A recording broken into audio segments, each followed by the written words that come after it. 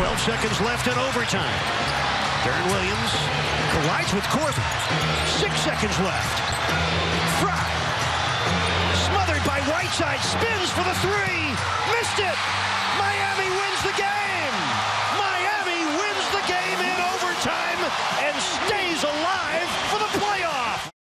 Kumbaya. All right, Dylan, no clarity achieved at the bottom of the Eastern Conference playoff race either. Let's whip around to the Pacers, Bulls, and Heat. All three getting wins tonight, meaning seedings will be determined for the Eastern Conference playoffs on the last night of the NBA's regular season, which is Wednesday. Only a game separates the three teams.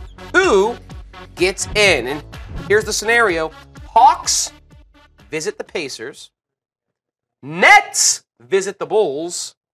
And the Wizards visit the Heat. All three teams playing at home in their final game. I think they all win. I think just like today, they all win. They're in full-blown desperation mode. So nothing changes then? Nothing changes. The two teams that control their own destiny in Indiana and Chicago will stay exactly where they are in the 7th and 8th seed, and it'll make for some interesting playoff matchups.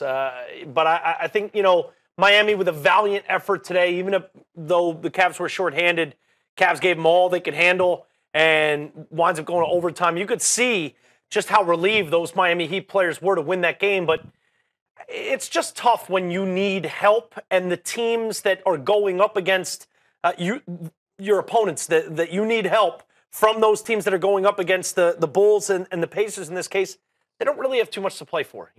Certainly seeding potentially with Atlanta, but for the most part, we know where these teams are going to be, and I just don't think there's as much motivation for the Hawks and the Wizards, the Hawks and the Nets to go in on the road and win. I don't think the Nets can do anyway, but I think it winds up staying exactly the same, and we're going to see Indiana 7, Chicago 8, Miami on the outside looking in that 9 spot, just narrowly missing out, even though they had a great second half of their season. Selfishly, as someone who plays daily fantasy, it is nice to know, though, that there are three teams where they're going to go out there trying to win these games. You're not going to have, know what you're going to get. Is Normal the coach going to rotation. play, the younger guys, get them some minutes here? No, I know Paul George's going to get 35 to 40 minutes. I know Jimmy Butler's going to get 35 to 40 minutes. Right. I know for those From a last daily games fantasy of the perspective, season, that does help a those lot. are the teams that I will be targeting because they have everything to play.